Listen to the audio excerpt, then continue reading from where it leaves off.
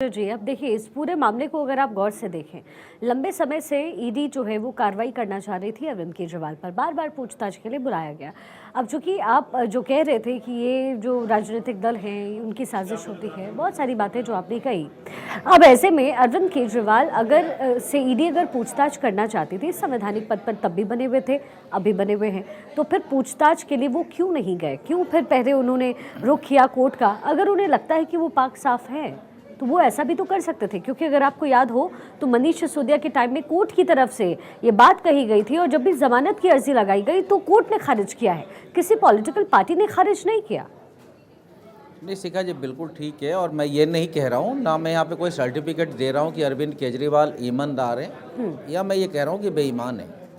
मैं जो अभी जो सिस्टम चल रहा है मैं उस सिस्टम पे बात कर रहा था कि जब आप एक व्यक्ति के ऊपर आरोप लगा करके और तीसरे दिन जैसे वो दल को ज्वाइन करता है उस वक्त आप उसके बाद उसे पद पे बैठा देते हैं, फिर वो ईडी और सीबीआई वो जांच को भूल जाती है। देखिए बहुत सारे ऐसे मुद्दे हैं जो देश गुमराह है। यदि मेरे से कोई यदि आज बात करे तो मैं ये कहता हूँ कि जो कार्रवाइयाँ हो रही हैं वो दो तरफा क्यों दिख रही हैं? ऐसा दिख क्यों रहा है कि जो लोग जो बीजेपी में हैं या बीजेपी को में चले जा रहे हैं उन पर कार्रवाई नहीं हो रही है, जो बीजेपी की नीतियों को स्वीकार नहीं कर रहे हैं उन्हें उनके दल को या तो तोड़ दिया जाता है या उन्हें जेल में डाल दिया जाता है। ये ऐसा क्यों लग रहा है? और दूसरी बात, अरविंद केजरीवाल को क्यों फेस करना पड़ रहा है? ये बातें आती जाती चली जाती जो मेरे को लग रहा है। देखिए दिल्ली में इनकी सरकार है, दिल्ली में तकरीबन 3 बार कांग्रेस की सरकार रही, शीला दीक्षित की सरकार रही, ये तीसरी बार के मुख्यमंत्री हैं। तो मैं समझता हूं कि 25 साल के आसपास, तकरीबन 25-26 साल 27 साल हो गए तकरीबन बीजेपी को जगह नहीं मिली है दिल्ली में। सबसे बड़ी पीड़ा समझिएगा, प्रधानमंत्री जी हर जगह जीत कर आ जाते हैं लेकिन दिल्ली में नहीं जीत पा रहे हैं। दूसरा कारण हुआ कि इन्होंने पंजाब में पूर्ण बहुमत की सरकार बनाई। जहाँ भी ये सरकार बना रहे हैं, दिल्ली हो पंजाब हो, क्लीन स्वीप करते हैं ये बिल्कुल, जो अरविंद केजरीवाल की अभी तक जो रिजल्ट रहा है। अब गुजरात में ये चले जाइए, गुजरात में ये पहली बार जाते हैं और 14% वोट लेते हैं, यानी 34-35% वोट जो कांग्रेस को मिल रही थी उसमें एक बड़ा हिस्सा 14% वोट लेकर के ही आते हैं। 20% पे कांग्रेस सिमटती है। यानी ऐसा लग रहा है कि अगली बार कांग्रेस को भी ऐसा ना हो कि कांग्रेस के वोटर्स भी आम आदमी पार्टी की तरफ आ जाएं। और यदि ऐसा होगा तो स्वाभाविक रूप से ये भी हो सकता है कि अदर्स लोग भी अरविंद केजरीवाल को वहाँ पे केजरीवाल की तरफ स्वीप करें, तो बीजेपी के लिए खतरा है। जिस तरह से मध्य प्रदेश में भी है, आप कहीं भी जाकर के देखिए केजरीवाल की नीतियों को लोगों ने सराहा है। लेकिन संजय जी, लोग तो केजरीवाल के लिए भी ये कहते हैं कि उनके जो साथी थे जिन्होंने अन्ना हजारे मूवमेंट से उनके साथ कदम ताल किया, उन लोगों से भी कहीं ना कहीं अरविंद केजरीवाल को डर था कि अरविंद केजरीवाल को वो फंसा सकते हैं या वो सर्वे सर्वा जो पार्टी के बने रहते हैं उन्हें उस जगह से हटा सकते हैं। फिर आप ये बताइए कि ठीक है, ये तो जनता उनको सपोर्ट कर रही है, लेकिन जो उनके सपोर्टर्स थे वो आखिर क्यों छिटकते चले गए? कल आपने देखा होगा ना, डॉक्टर कुमार विश्वास ने जो ट्वीट किया है, उन्होंने कहा है कि जो जैसा करता है वैसा भरता है। तो फिर उनके ही अपने साथी इतने अगेंस्ट कैसे हो गए उनके? यहाँ देखिए, यहाँ शिखा जी हमें स्पष्ट रूप से देखना होगा कि अब वो एक राजनीतिक दल है। यानी अरविंद केजरीवाल अन्ना हजारे के साथ जब वो थे, जब आंदोलन चल रहा था, जबकि और अब में हमें बहुत फर्क करके देखना होगा। आज राजनीति हो रही है और राजनीति में ये देखना होगा, जैसे आप एक बात पूछिए कि बीजेपी के अंदर जो लोग 3 बार के सांसद हैं उनको उनका टिकट क्यों काट दिया जा रहा है? जो मिनिस्टर बनाए गए थे पीछे, उनके टिकट क्यों काट दिए जा रहे हैं? क्योंकि कहीं ना कहीं ऐसा लग रहा है कि वो सीट को लूज करेंगे या वो पार्टी के लिए आज फिट नहीं बैठ रहे हैं। तो जो महत्वाकांक्षा एक बहुत बड़ी चीज है पॉलिटिक्स के अंदर। अब कुमार विश्वास साहब जो आज कह रहे हैं कि मनीष सिसोदिया गलत हो सकते हैं, अरविंद केजरीवाल गलत हो सकते हैं, इनकी नीति, तो भाई आप इतने दिन तक उनके साथ कैसे रहे? तो मैं दोनों ही चीजों पे सवाल नहीं तो फिर वो पॉलिटिकल पार्टी बीजेपी ज्वाइन कर लेते ना। फिर वो इतने दिन साथ तो रहे, लेकिन साथ रह करके ही तो समझ आया। आप इस बात से तो बिल्कुल भी आप इनकार नहीं कर सकते कि एक एक करके जो सपोर्टर थे वो उनसे छिटकते चले गए। और अगर डॉक्टर कुमार विश्वास को किसी पॉलिटिकल पार्टी के साथ जाना होता छिटकने के बाद, तो वो तो जा चुके होते। कहाँ गए वो? नहीं, अभी भी चर्चा थी, अभी भी चर्चा तो सर आज आम आदमी पार्टी से अलग हुए हैं क्या संजय सर? वो आज थोड़ी अलग हुए। जमाने हो गए, उस बात मैं- को भी कर लेते। मैं बात कर रहा हूँ, देखिए अलग होने का कारण क्या था वो भी देखना होगा कि क्यों अलग हुए, कब अलग हुए। देखिए आप ये देखिए कि राज्यसभा का चुनाव हुआ, उसके अंदर उनका ये थोड़ी सी उनको दर्द हुई कि भाई मुझे टिकट आनी चाहिए, तो ये सब कुछ अच्छा ठीक है संजय साहब, सभी इस लोग पे जानते विश्लेषण हम करते हैं, लेकिन मेरे साथ मेरे सहयोगी सुमित जुड़ गए इस वक्त। सुमित, जरा क्विक अपडेट दे दीजिए, इस वक्त अंदर क्या कुछ बातें चल रही है?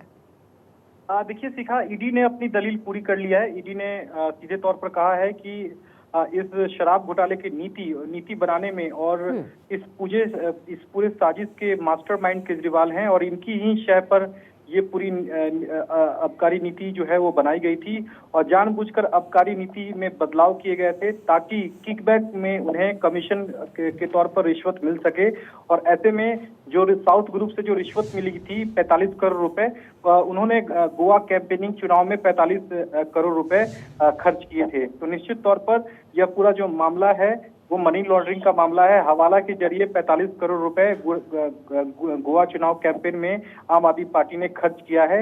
ये ईडी ने बड़ा दावा कोर्ट में किया है। ऐसे में सीधे तौर पर ये भी कहा गया ईडी की ओर से कि केजरीवाल को सारी बात की जानकारी थी और मनीष सिसोदिया भी जितना गुनाहगार है उतने ही गुनाहगार इस मसले पर केजरीवाल भी हैं। ईडी की दलील पूरी हो गई है। अब इस मसले पर अभिषेक मनु सिंघवी केजरीवाल का पक्ष रख रहे हैं और 10 दिनों की जो रिमांड ईडी ने मांगी है उसका केजरीवाल के वकील ने विरोध किया है और उनका सीधे तौर पर कहना है कि जो ईडी की गिरफ्तारी हुई है वो बिल्कुल सही नहीं है और अदालत को बताना होगा। बिना अदालत को बताए हुए आपको इस मसले पर रिमांड नहीं मिल सकती है, ये सिंघवी ने कोर्ट में कहा है। और निश्चित तौर पर इस पूरे मसले पर ईडी की गिरफ्तारी पर सवाल जो है वो सिंघवी उठा रहे हैं। सिंघवी ने देश के इतिहास में पहली बार किसी मौजूदा मुख्यमंत्री को गिरफ्तार किया गया है। उनकी पार्टी के पहले 4 नेताओं को गिरफ्तार किया गया है। ऐसा लग रहा है जैसा पहला वोट डालने से पहले ही आपको नतीजा पता चल जाए।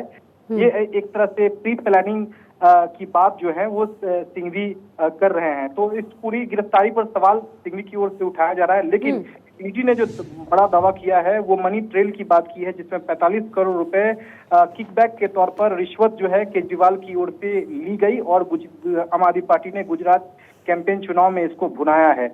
ये ईडी ने बड़ा दावा किया है। ठीक है सुमित, बने रहेगा। खेमचंद शर्मा बीजेपी के नेता इस वक्त हमारे साथ कनेक्टेड है। खेमचंद जी, अब ये पूरा मामला जो है उसे पॉलिटिसाइज करने की कोशिश भी की जा रही है। ईडी अपना काम कर रही है, आम चुनाव सर पर है अब से कुछ ही दिनों बाद।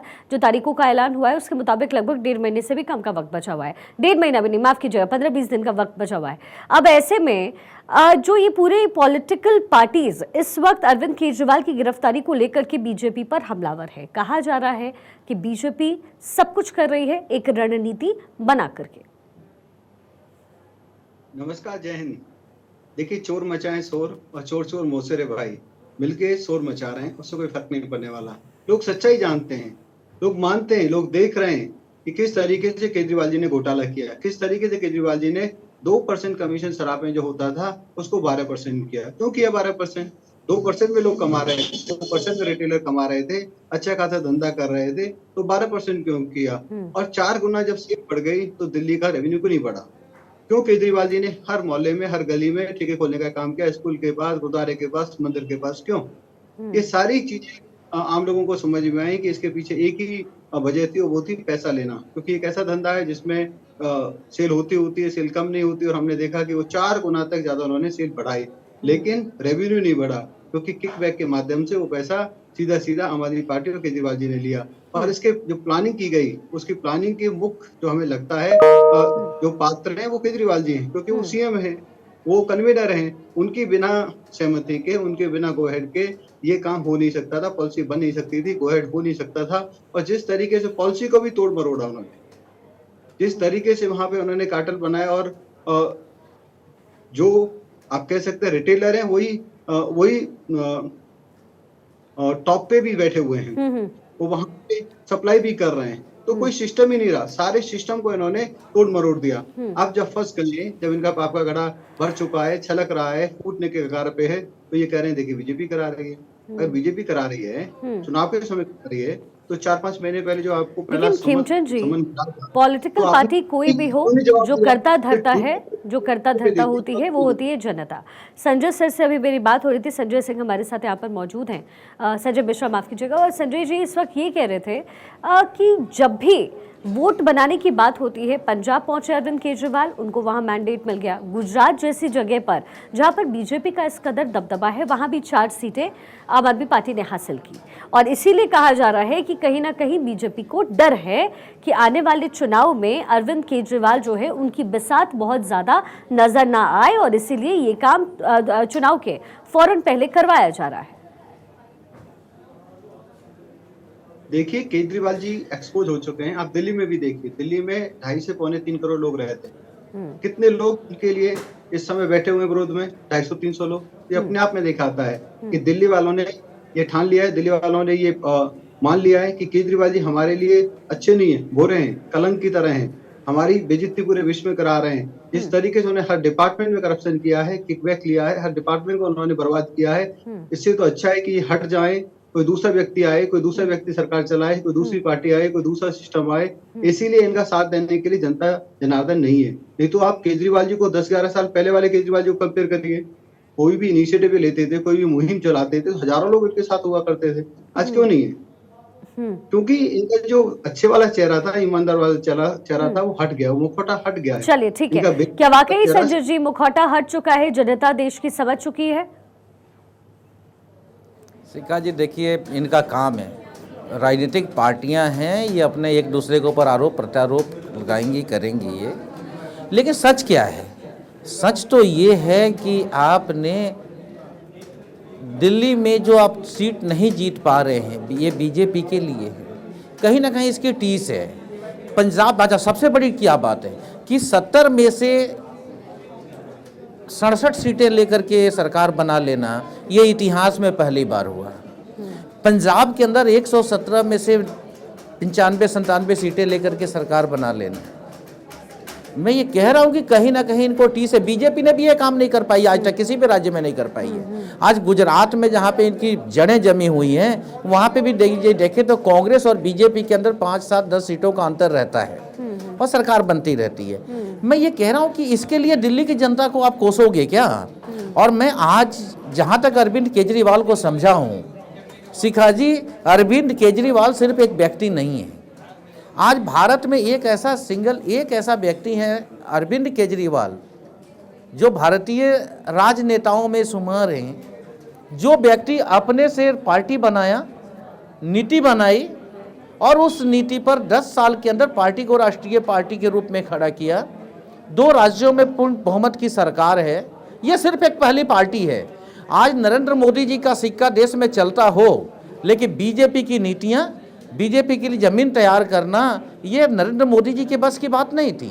बनी बनाई खिचड़ी वो खा रहे हैं, वो अलग बात है। लेकिन नरेंद्र मोदी, अरविंद केजरीवाल को यह क्रेडिट जाता है कि 10 से 12 साल के अंदर, 11 साल के अंदर एक पार्टी खुद से बनाना, 2 राज्यों में सरकार बना लेना, और वो भी पार्टी बनाने के साथ ही आप ये देखिए, पार्टी बनाने के 3 महीने के अंदर 28 विधायक को जिता लेना और 45 दिन के बाद में 67 विधायक जिता लेना।